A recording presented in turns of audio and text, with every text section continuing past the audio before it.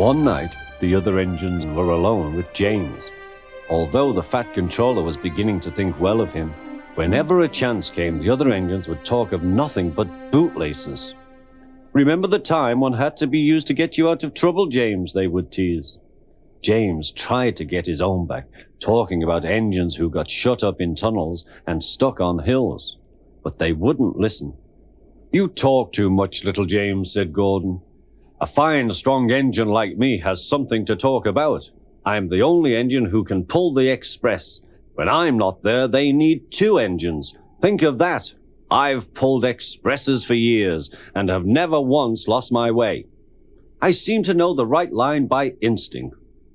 Every wise engine knows, of course, that the signalman works the points to make engines run on the right lines, but Gordon was so proud he had forgotten.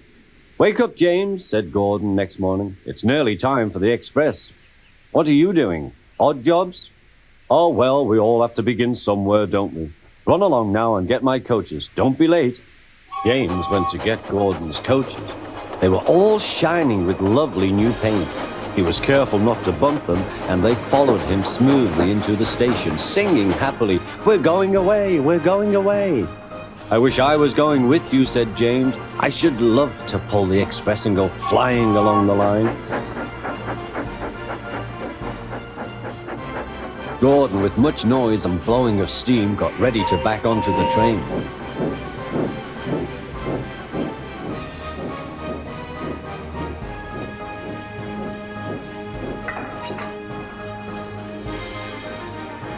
The fat controller was on the train with other important people, and as soon as they heard the guard's whistle, Gordon started. Look at me now," he puffed, and the coaches glided after him. "Poop, poop, poop, poop, poop. Goodbye, little James. See you tomorrow." James watched the train disappear and then went back to work.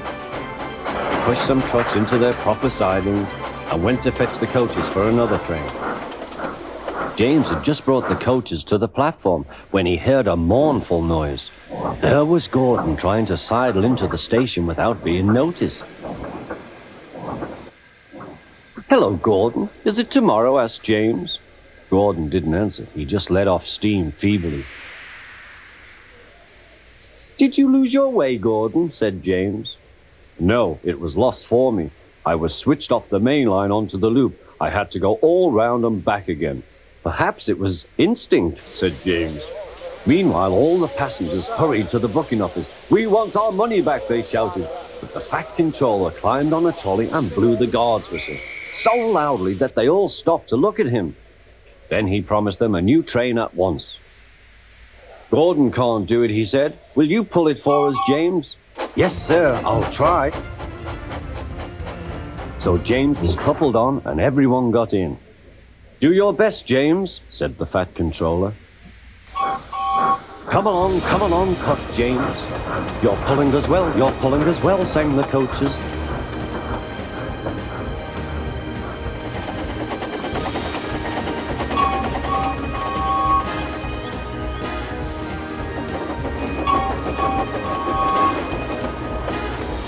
Bridges and stations flashed by, the passengers cheered, and they soon reached the station. Everyone said thank you to James, and the fat controller was very impressed. "Well done," he said. "Would you like to pull the express sometimes?" "Yes, please," answered James. Next day, when James came by, Gordon was pushing trucks. "I like some quiet work for a change," he said. "I'm teaching these trucks manners. You did well with those coaches, I hear." "Good, we'll show them." And he gave his trucks a bump. James and Gordon are now good friends. James sometimes takes the express to give Gordon a rest. Gordon never talks about bootlaces, and they are both quite agreed on the subject of trucks.